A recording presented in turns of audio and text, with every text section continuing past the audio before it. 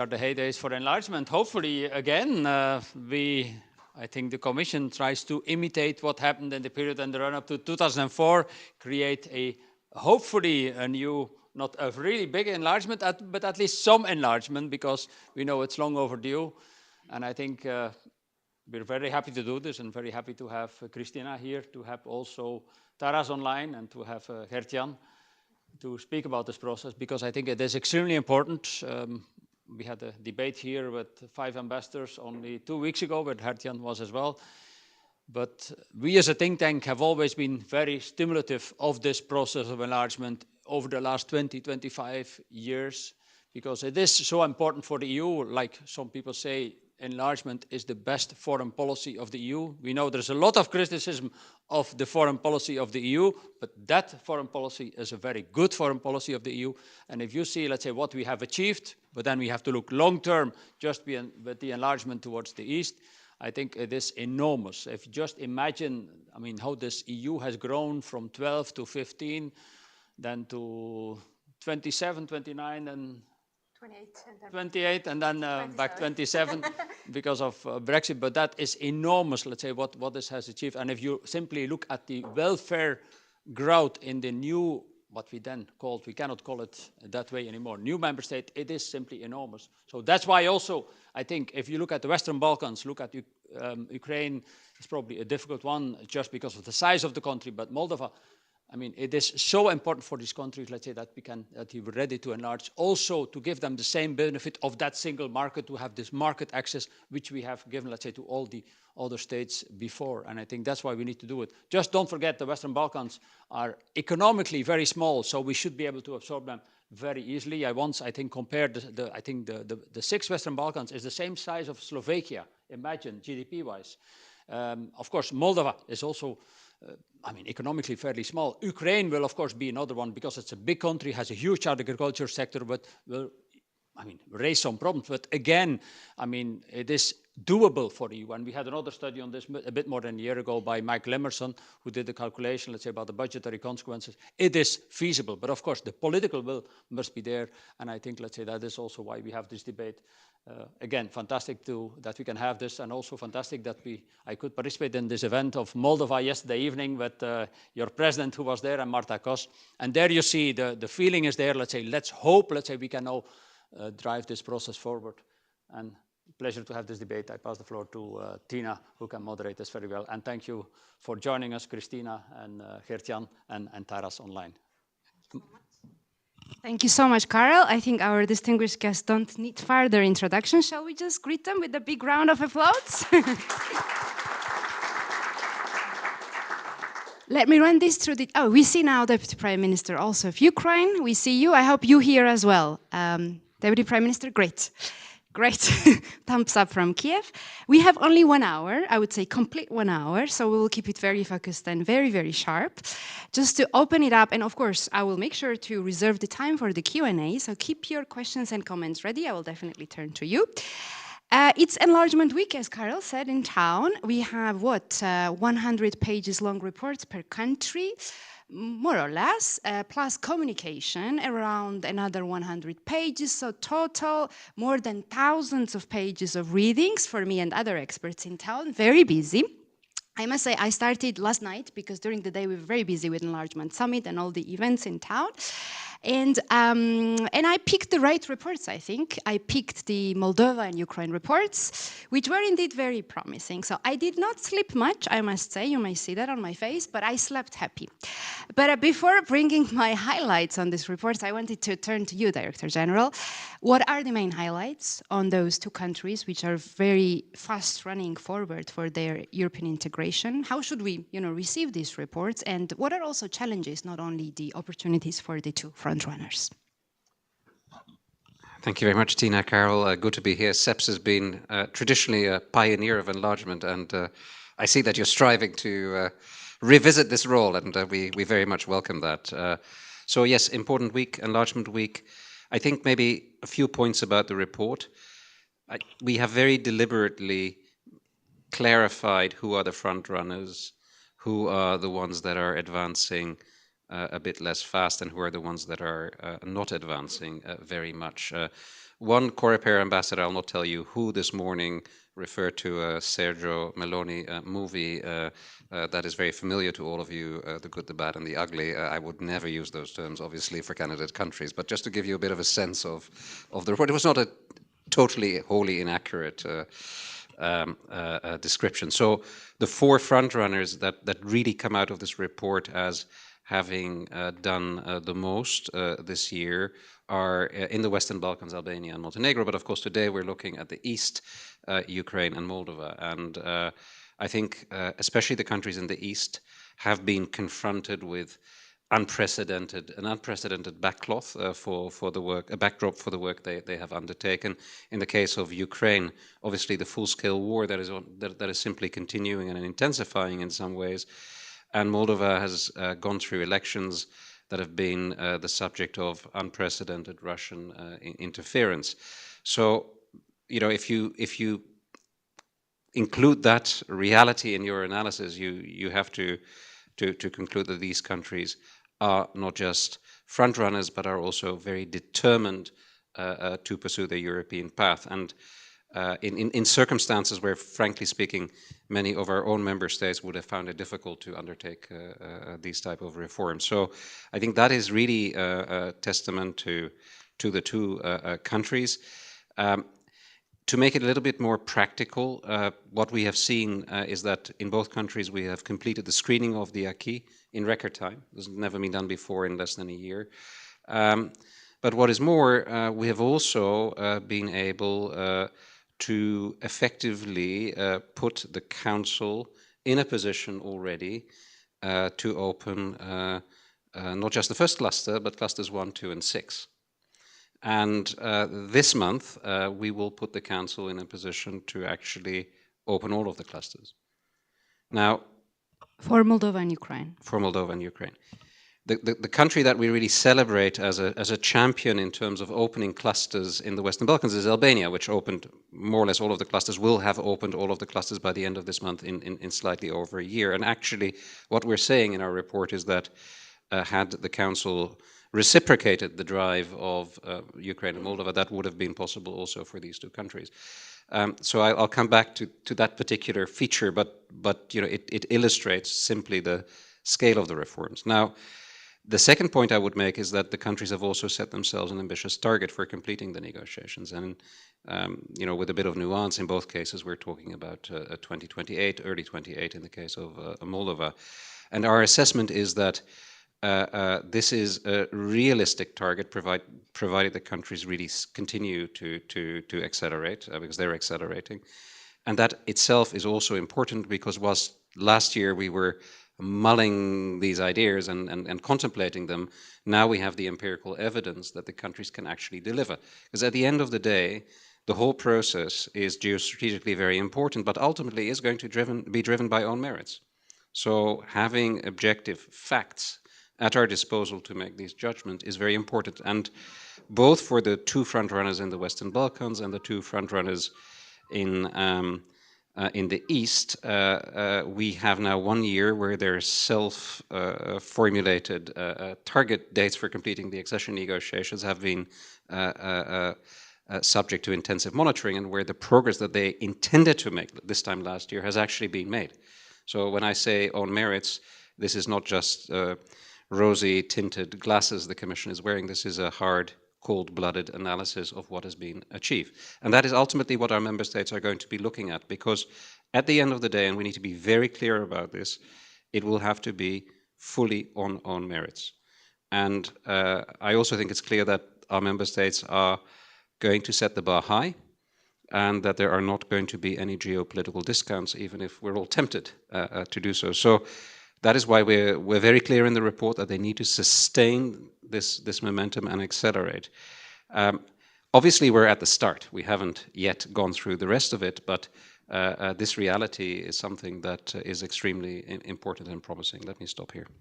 Thank you so much. Quick follow-up questions, because I think we all wonder about this. So you said all these clusters will be already open this month. Does this mean we have political will or the unanimity of all the member states, or is there another way Commission is going to pursue opening clusters? Well, what I said is that the Commission and the candidate countries are putting the Council in the position to open. Then it's for the Council to decide. And we all know, let me be candid about this because it's common knowledge, that there is one member state which is blocking the negotiations with Ukraine. So Hungary is unwilling actually to pursue Ukraine's membership ambition, despite the fact that the European Council has actually decided to grant candidate status to this country. That's an unprecedented situation. We've never seen that before. And I think the feeling in a number of capitals is that because Ukraine and Moldova submitted their application more or less at the same time, were granted candidate status more or less at the same time, that the two should go hand in hand, even if on the principle of own merit that doesn't necessarily follow. So this is really where we are, and I think it is very important to underline the own merits principle. I've just done it, but it's also very important that there is reciprocation and that the credibility of the enlargement process is also upheld on the side of the member states. And if Hungary keeps the veto, what do we do in this case? Work still continues, or? Yeah, so there are a number of practical ways forward, which we have suggested informally to the Council, but ultimately it is the Council that needs to decide. We think the enlargement methodology is fit for purpose, so I'm not suggesting, just to be very clear, that we should be changing the enlargement methodology. That there might be good reasons to do so, but actually there is plenty of opportunity to make the necessary progress. And I just recall that nowadays the European Council adopts conclusions on Ukraine at 26. So let me leave it here. Good, President. Thank you so much. Let me turn to you, Deputy Prime Minister. First of all, congratulations on Moldova, because I think we've seen so much praise for the country over the past few days. As Karel has mentioned, we were there last night as well at Bozar, where we all applauded to President Maia Sandu, including Commissioner Marta Kaus, and I must say, standing there in the room, it was very moving. So congratulations on that. But I just wanted to hear from you how the reports were obviously received in Chisinau, and what is your message or the needs from Brussels so that you can keep delivering reforms at a high speed? Thank you very much, Tina, for the introduction and for the invitation to be here with you today. Indeed, yesterday was an important celebratory moment for us, but it was a coincidence. We never knew when we booked Bozar that it would be also the day when the report would be published. So I think it's just a very nice coincidence there. And because of the coincidence, we were worried about the results of the report, because what if they weren't that good? But jokes aside, we're very grateful that the massive efforts that are put every single day in Moldova have been recognized in this report. Indeed, in the last 12 months, we went through 2 election cycles, presidential, parliamentary, we had the referendum. We had a very intensive process called the screening. We had a strategic planning process that took us almost 9 months, which is now the National Program for the Adoption of the Acquis, or as we call it, the National Program for Accession, where we laid out basically a national roadmap for all of the reforms ahead for the next 5 years, which would bring us to the moment where we could say that we are prepared for accession. And I will not even manage to count all of the challenges in parallel that we had to deal with in terms of security, in terms of economy, in terms of challenges to the rule of law, considering all of the very intense interference that we've experienced on behalf of Russia. So on all of that noise, as I call it, we continued doing the invisible work, which indeed stayed invisible, but it got recognized in this report. And I'm very, very delighted to see that progress was acknowledged on every single chapter out of all of the 33 chapters in this report, or 35, Gertian, please correct me, and that Moldova, in terms of the level of preparation, has managed to jump in the case of 21 out of 33 chapters. So in 2/3 of the chapters, we showed a better level of preparedness for accession. For Moldova, this is big. Last year, we also put a lot of work, but it wasn't I think we cannot even compare it to what we've managed to do this year. And I think that is a very clear message to everyone that we are strongly committed to our European agenda and to our goal of being prepared, of preparing the country for accession by 2030. So from this perspective, we will continue with the change of government, the reforms that we have started. These are very oftentimes difficult reforms. We've seen progress in rule of law, but that doesn't mean that our vetting process is over. So this is even somewhere in the middle of the process, but we will continue working on that. We've committed to be able to finalize that by the end of 2026, but it is an extraordinary independent commission that is responsible for the vetting to be finalized, so it doesn't really sit in the hands of the government. But what stands with the government, rest assured that we will keep up with the commitments that we have taken on during the previous year, but also with this new government.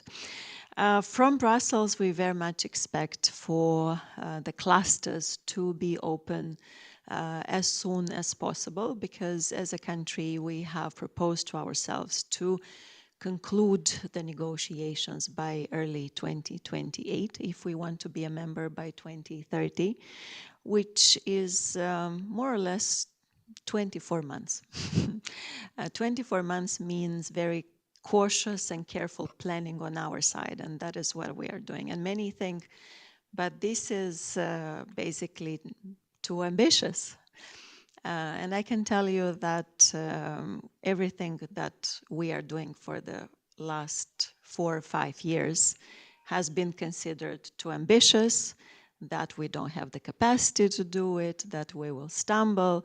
And I think what we've managed to prove every time is that we are delivering, that Moldova is delivering, that Moldova is resilient, that our institutions are not perfect, but we are in the process of consolidating them. We are in the process of making sure that this process is less reversible. I will never talk about irreversibility. From this perspective, what we've done as a country, if you ask me, I am with the government for 5 years now. Every day was really about making the impossible possible. And yes, it's a very ambitious target, but it's doable. And for that, we need Brussels, we need the capitals, the remaining capitals of the EU to reciprocate. And we very much look forward to the opening of the clusters so that we can continue with the negotiations process in due course, not only opening, but also planning for the closure so that we can plan ahead, the months ahead.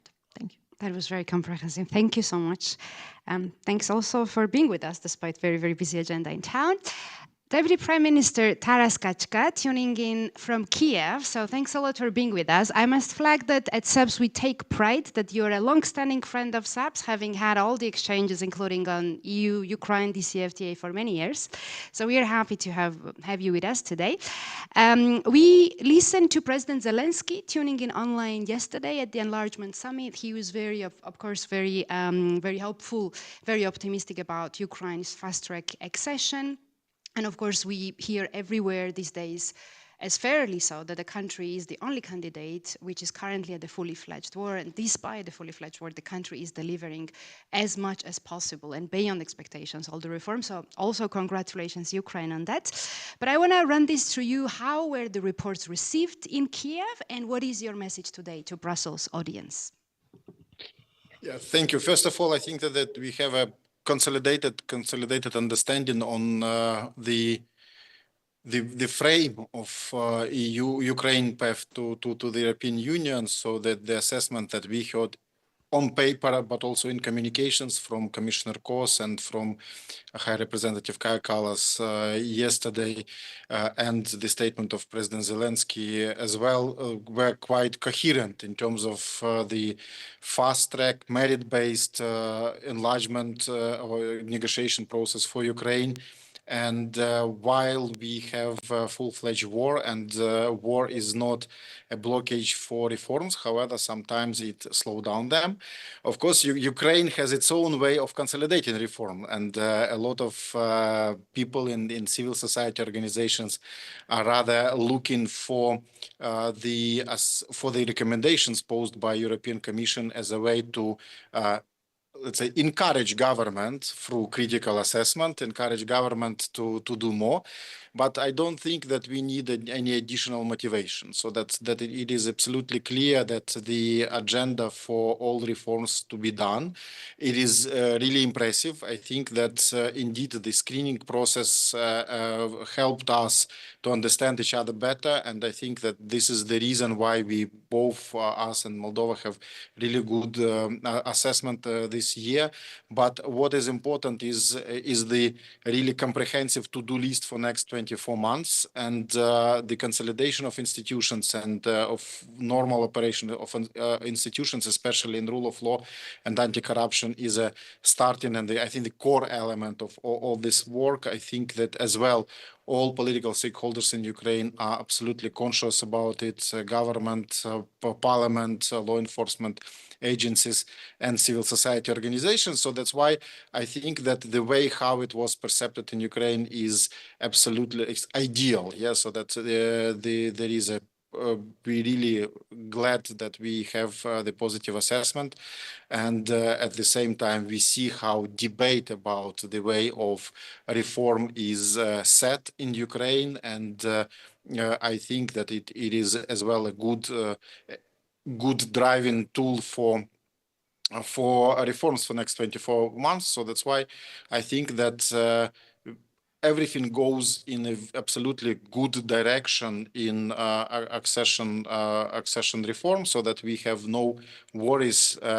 The way how it is done in Ukraine usually helps also for all the institutions to be stronger and more stable, as it is expected from us as a potential candidate member state of the European Union. Thank you so much. And as we hear you, I just wanted to run this through you. What are the areas which can be the most challenging for Ukraine as the currently country is at war? And what is it that Ukraine may need the most from Brussels right now? I think that we have two things. So that one is to help us with reforms in structural things or infrastructural things like railway, energy, all these things that are damaged by Russia, literally like every day damaged by Russia. I think that this is the area where we need a very tailor-made approach, and we really appreciate how European Commission helps us, for example, in energy now, because energy is damaged in Ukraine, and the same for transport, for protection of ports and so on. So this is like a specific element of support that we need. And indeed, so that one of the biggest challenge for Ukraine, I think that as for any other candidate states, is to ensure the predictability, stability of rule of law framework, including anti-corruption in institutions. So whatever assessments or recommendations are made, you know that even if they will be like a very, very positive assessment, I would say that this is the area where we need to concentrate all our efforts in order to find a way to ensure that everything is done in a way way that is irreversible for all reforms there. And we really expect full support of European institutions and member states in this area. So this is the one of the core element. And it looks like my prime minister forced me to leave this event and to join her for some urgent meetings. So my apologies if I will not be able to take any questions from you. Well noted. Thank you so much. It's good I asked the follow-up question. Then we know what Kiev needs today from Brussels. Thanks a lot for being with us, Deputy Prime Minister. We appreciate it. With this note, I have further questions, but I think we have the full room. So let me turn to you and let me collect the questions and comments. Please raise your hands, introduce yourselves, and shoot us the questions. Malte, here is the first question to our own Michael Emerson. Thank you, Tina. Taras Kaska has gone, but delighted to see him. We began working on the concept of deep free trade 20 years ago. My question is to Christina, who I last met when she was in the think tank world, and we're delighted to see that you followed in the footsteps of our very good friend Nicu Popescu. Now, there's one word that you didn't mention at all in the context of being ready for accession. It was Transnistria. We know a bit about Transnistria and what the problem is and how it hasn't been amenable to resolution now for 35 years. Do you have a concept as to how this could be resolved within the time frame you're looking at? I mean, you're aware that European Union doctrine is that this sort of thing has to be normalized before accession. Are you just waiting for that regime to collapse, or can you have a more proactive strategy towards this end? Thank you very much for the question. Indeed, the Transnistrian region is always popping up, even though it's not my dossier, it's slowly coming also under the interest of those working on accession on Moldova too. I would say that for the last couple of years, we've already seen quite a good progress in the right direction by bringing Moldova back into the economic space of Moldova. If you look at the numbers before Russia threw them under the bus and created a fake energy crisis back this January, their exports towards the EU was at around 80%. So 80% of the goods and services produced in the Transnistrian region end up on the European market. What does that say? That says that economically they are, as a region, more integrated in the in the EU market than the entire country is, because our total exports are 65% of goods and services. But jokes aside, I think there is a very strong economic leverage that the EU has also on. Transnistria benefits through the DCFTA, right? That's how they are exporting, via the DCFTA, indeed. Thank you for clarifying that. And considering the energy problems that they are encountering, starting particularly in this, starting this January, I think here the EU has been very generous, offering a lifeline for the Transnistrian region in case they want to use it. The question is why they're still not using it, but I think we're getting closer to the moment when they might have to use it, because after the elections now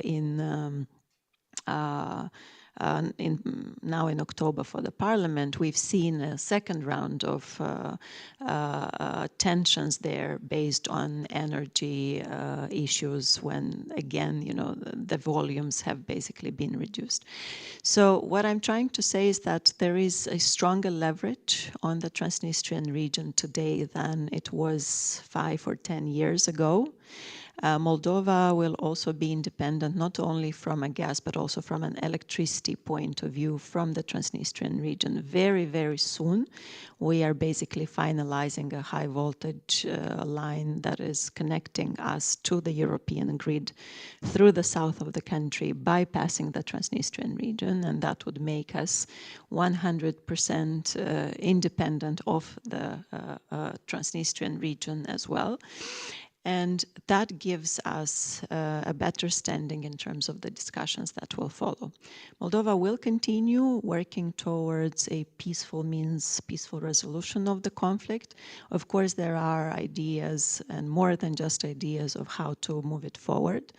At the same time, the new government will come up with more concrete proposals sometime soon. We know that this is a priority for us because even though these are parallel processes, at one point they will start converging, and I think they're already starting converging.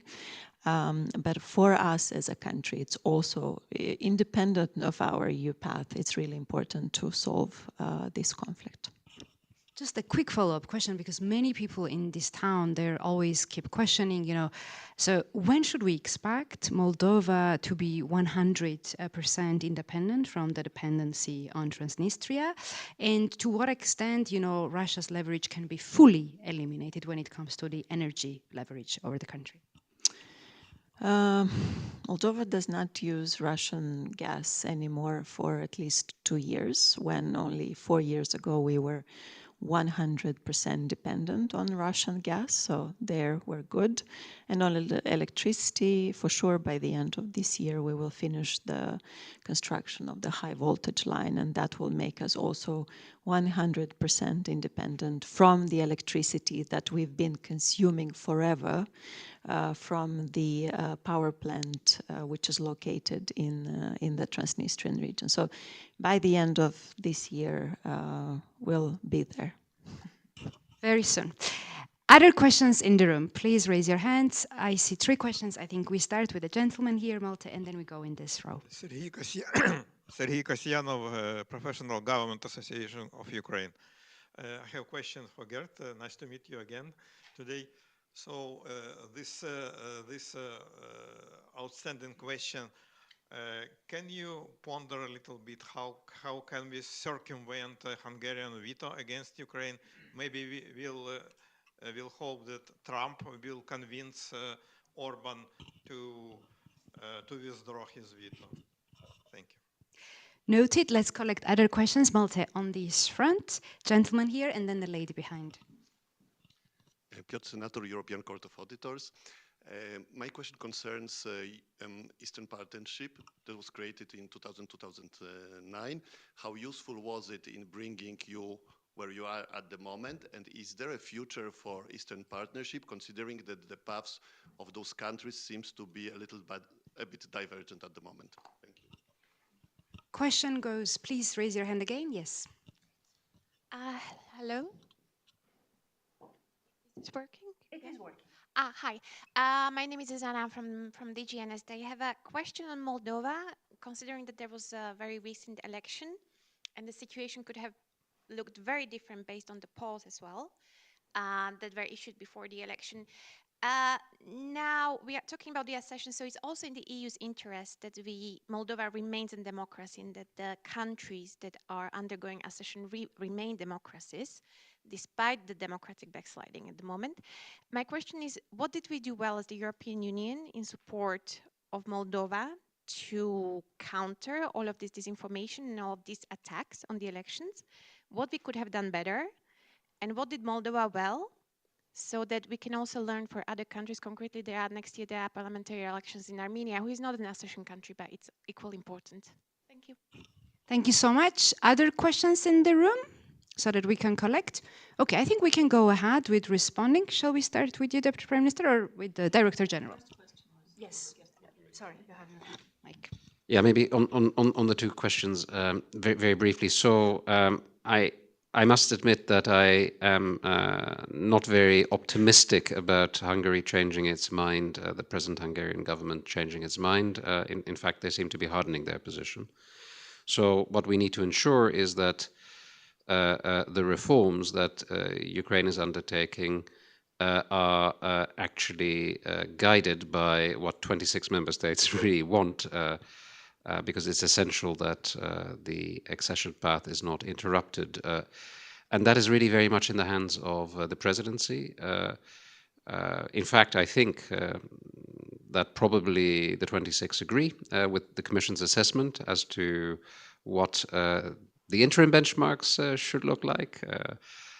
In other words, the roadmaps which Ukraine has produced, I think we have assessed them as credible, and we think that actually 26 member states think it's credible. We also will have closing benchmarks formulated. We will propose them to the Council. It would be good to have the feedback. So, in a nutshell, what the Council could do is not at 27, but in a different format, communicate the view of the overwhelming majority of member states so that Ukraine has an anchor for its reforms. I think that is important. Now, that's not deviating from the enlargement methodology because, of course, that's not a formal position, a formal council position, but we're in a completely unique situation where a member state, after the council has opened negotiations, which is always done, by unanimity, is now saying, actually, we don't agree, and that is unprecedented and is putting not just Ukraine's security, but actually also our security at risk. So, the ways of dealing with this, but I'm not hopeful that anytime soon this Hungarian government is going to change its views.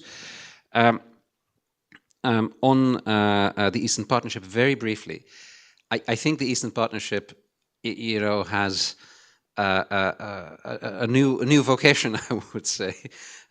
Clearly, you have now two candidate countries that are in a different dynamic with the EU. But the East has gone further east, if you see what I mean.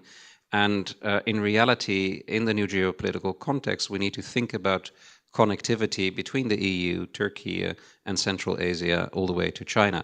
So the big debate that we have started, and that was pursued recently at a ministerial meeting in Luxembourg last month between the EU, Turkey, Central Asia, and the South Caucasus, as to how we organize this connectivity.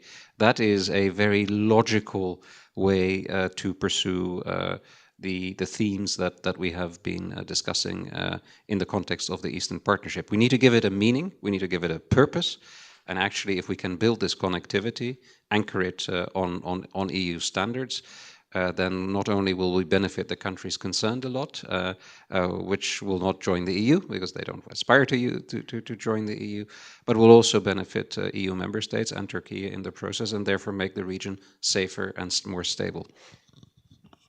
Eastern Partnership connectivity. Over to you. Yeah, I will continue with the Eastern Partnership. I think for Moldova, that will still be a platform useful because it delivered for the citizens, to the citizens, and we could feel that. But we know that indeed us and Ukraine have a bit of a different types of ambitions now since we've applied for EU membership. But we're very glad to continue being part of it as long as it continues to deliver directly benefits for our citizens, be it in terms of additional connectivity projects that have helped us a lot during the years to improve infrastructure, to improve social well-being. So that has been very useful. In terms of the EU support for our fight against disinformation and illegal interference in our domestic politics, I think the support has been essential for us.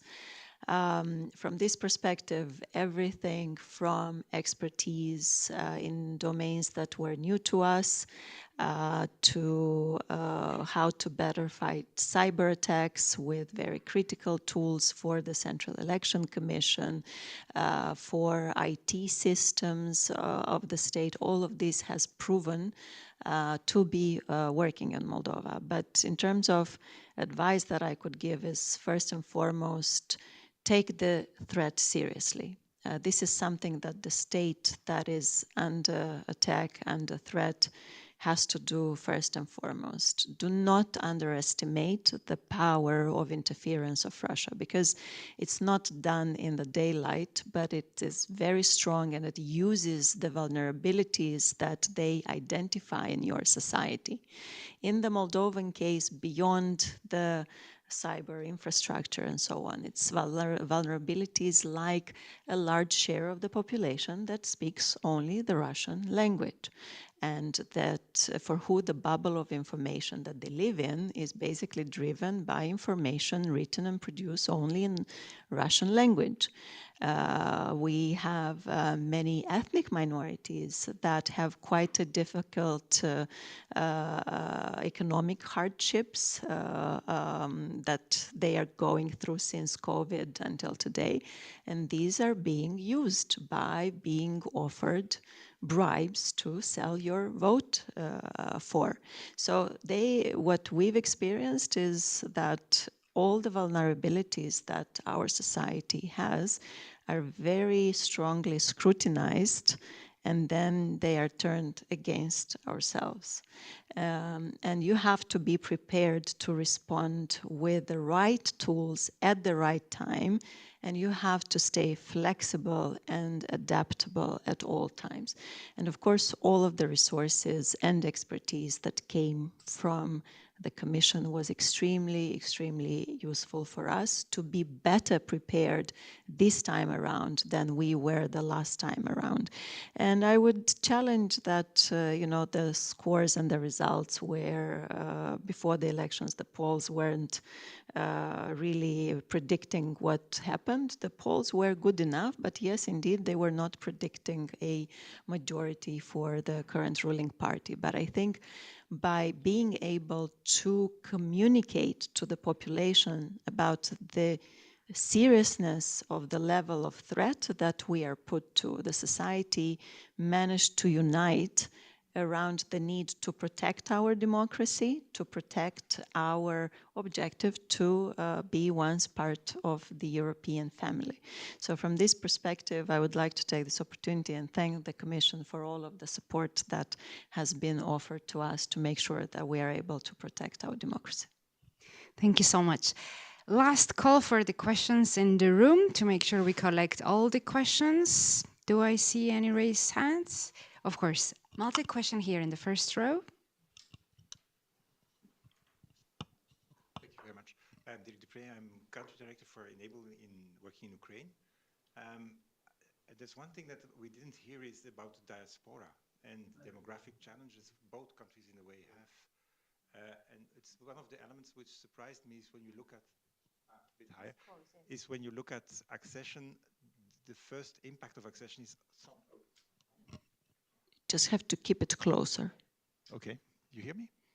Maybe you could also speak up a bit, or maybe let me give you my microphone. That's right. Yeah, this one works.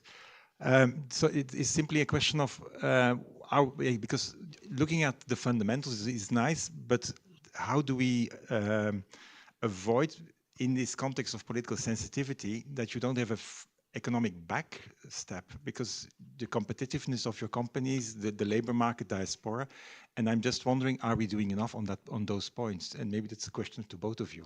Thank you. Thank you so much. Other questions in the room?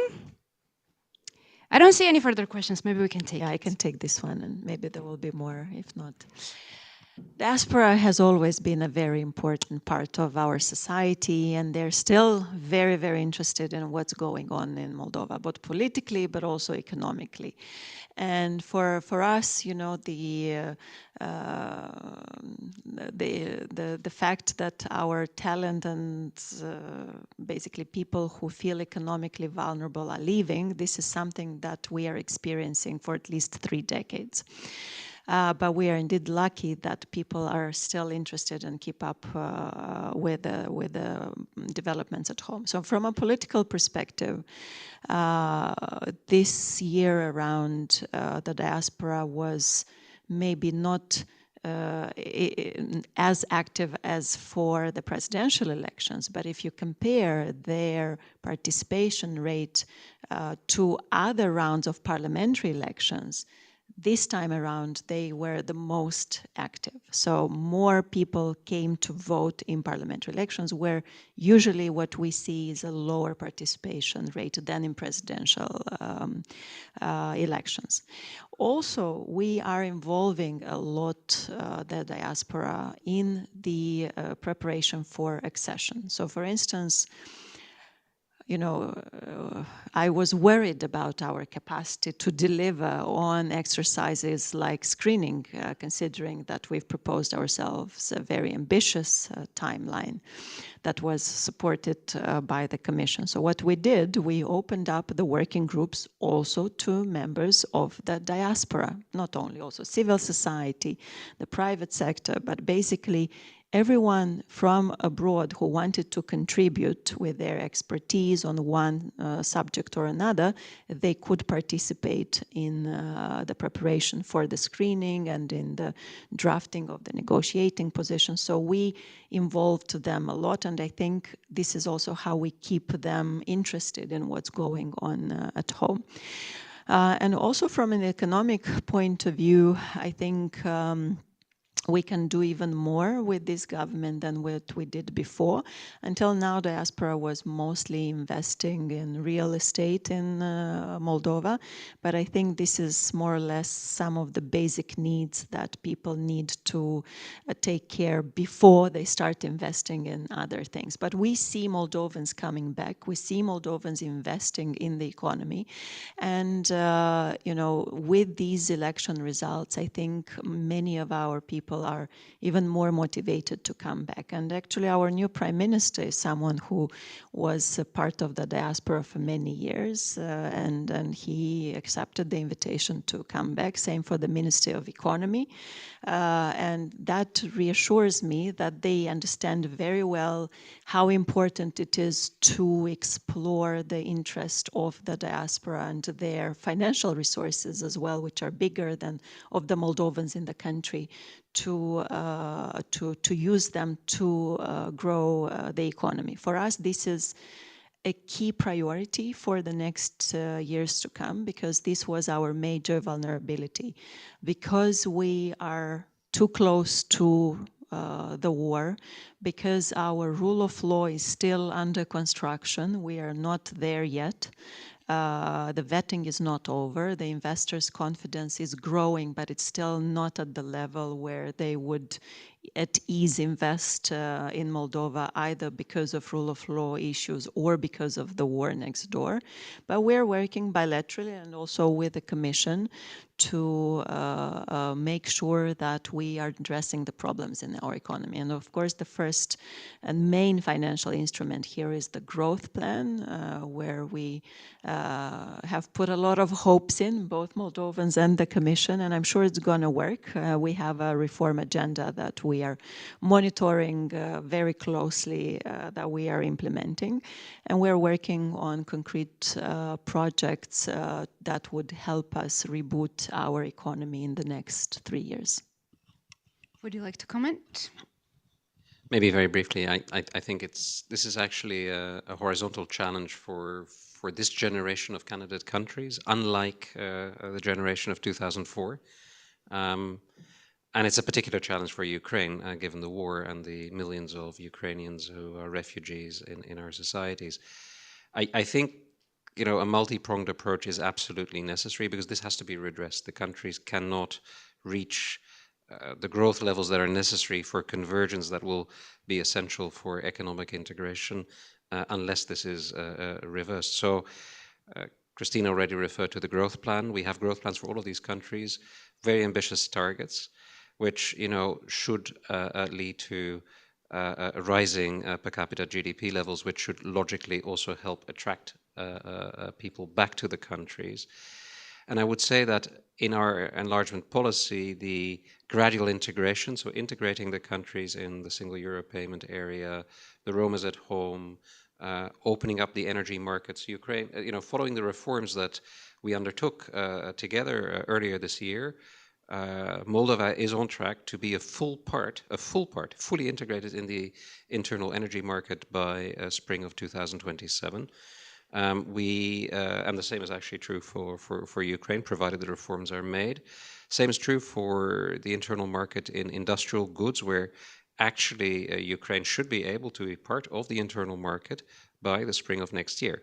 So what we're trying to do here is to use instruments that can deploy rapidly, and where, by the way, decisions are often taken as QMV, so this goes a little bit more quickly, to give this economic boost and this integration in our systems, which is important for driving economic growth. All of the reform plans come with a very significant capacity to invest in the countries. For Ukraine, when we discussed this with the IMF, actually, the main concern was that the economy would overheat because of the size of the growth plans, investment volumes. So it's a huge opportunity. Same is actually true for Ukraine. Now, I think what we will need to do here is actually also work more intensively with our private sector to ensure transfer of knowledge, technology, to move the frontier at which some of our countries operate back into the candidate countries, which have a number of advantages, if only low unit labor costs. So that is really critical. In the case of Ukraine, there's of course a big elephant in the room, which is, what can we do to help people return to a country that is still at war? And here we have a big responsibility to make the conditions, basic conditions such as kindergartens, shelters, safety, food, available. And we will need to do that, and we cannot wait until the war is over. We need to do that now, because frankly speaking, from a macroeconomic standpoint, if you look at things like debt sustainability, the future of Ukraine will critically depend on the demographic challenge being redressed. So I'm very glad you put this on the table. It's not discussed enough, I think. It's actually really fundamental, obviously for Ukraine, obviously for Moldova, but actually also for the Western Balkans. Thank you. Thank you so much. We do studies on this. We have long papers you can check on our website. Question to you. Good afternoon, everyone. My name is Marian Cepoi. I'm working at the European Commission, but I'm a diaspora from Moldova here, and I'm also co-founder of the Club Moldova EU, who will organize in almost 10 days one event similar with this one. So. But today I want just to congratulate Director General, Deputy Prime Minister and Ambassador for significant progress in offering new opportunities of expert exchanges between Commission and national authorities, because yesterday I met with 3 colleagues who came for the first wave of NEPT, national experts in training, to the European Commission. I know that last year it was launched an opportunity for the Moldovans who are working at the Commission to go in national administration. So this is very important, because we need the public administration reformation, and professionalism is key for our further steps to you. Thank you very much. Thanks for the comment. No question, but you can still comment on the public administration reform if you would like, Deputy Prime Minister. For us, it's a key priority. We'll continue working on that, and indeed programs like these ones will help us socialize more our public servants into practices and rules and norms of working culture in Brussels. And of course, they will bring back home know-how and more knowledge that would be useful for us as we prepare for EU accession. I have a very quick question, because I can maybe take my right as the moderator. The neo-enlargement package, and already Director General mentioned the role of gradual integration, and we read there highlighted SEPA, roaming, integration into energy, community energy infrastructure of the EU.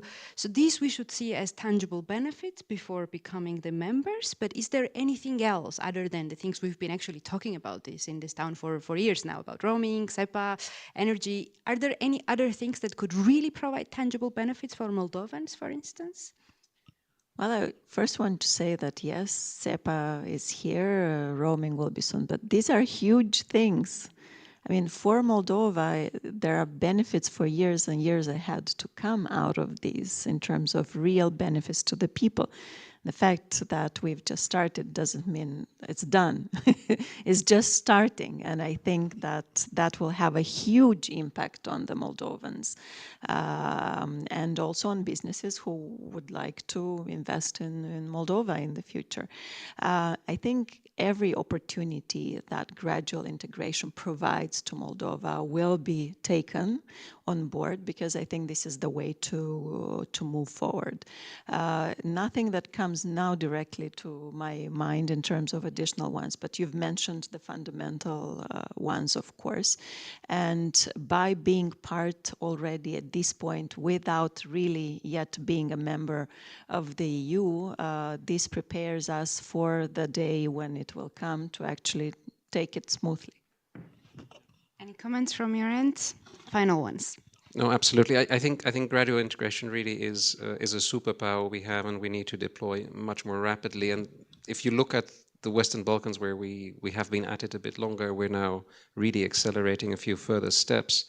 I would say that you know, people tend to think about our candidate countries as countries that need to catch up, and that is correct. But actually, the economic firepower of these growth plans is such that we also see instances of leapfrogging. To give you two instances from the Western Balkans and one from Moldova, a GNOME identification program in one country in the Western Balkans will map the entire GNOME of the entire population of this country and apply AI to detect early cancers. I mean, this doesn't really sound like, you know, a backward country that is sort of benefiting from catching up, right? And in fact, the entrepreneurs behind this are doing this it's in Serbia in this case, not just because they want to develop the Serbian economy, but because they see this as a huge opportunity then to roll out across the EU and beyond. And this will be done on the basis of EU standards, and that's very, very important.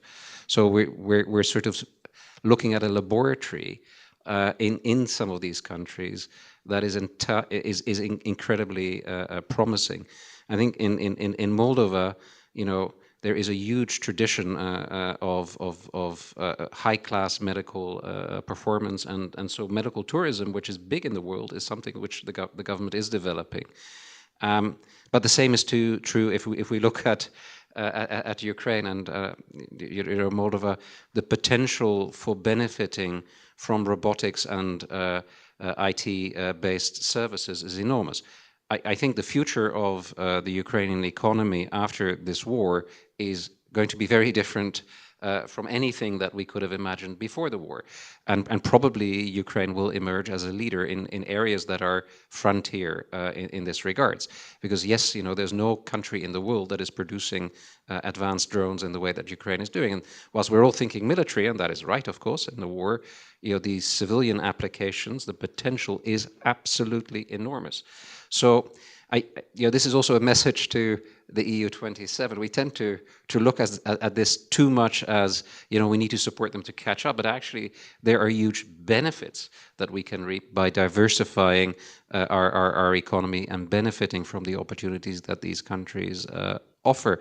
And circling back to the enlargement of 2004, of course, you know, the countries concerned, the then new member states, they benefited enormously. If we look at Poland and Belarus back in 2000 and now, you know, Poland is at 85% of GDP of the per capita GDP of the EU, and Belarus is still stuck in the mud. Huh?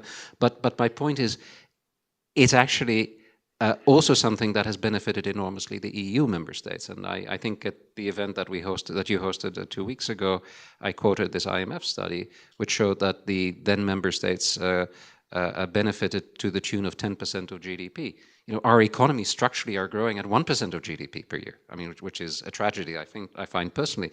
But you know, if we can reap several percentage points of GDP through enlargement, then that is absolutely massive. So, you know, enlargement is win-win, and we tend sometimes, because of all of the complications, the clusters, the chapters we need to close, the enlargement methodology, it's all complicated and it's fun. But at the end of the day, there's a huge prize also for the EU27, and I want to end on that note. Let's end on this very, very positive note. So leapfrogging, I really like this term, so mutually beneficial enlargement. Let me thank you all for being with us. Let me big thanks to the missions of Moldova to the European Union. I see Ambassador Daniela Morari with us today. Also big thanks to the mission of Ukraine to the European Union, and of course SEP's colleagues sitting right behind you who made sure that this event would be happening very smoothly. Just to flag, final note from my end, that this event also served as a satellite event in the run-up to the Enlargement Forum, the initiative of Commissioner Marta Kos. Hence, we got the Director General again back with us within the past 2 weeks. And it tells me that I think we will keep having you back soon. So stay tuned with us, and until next time, thank you very much.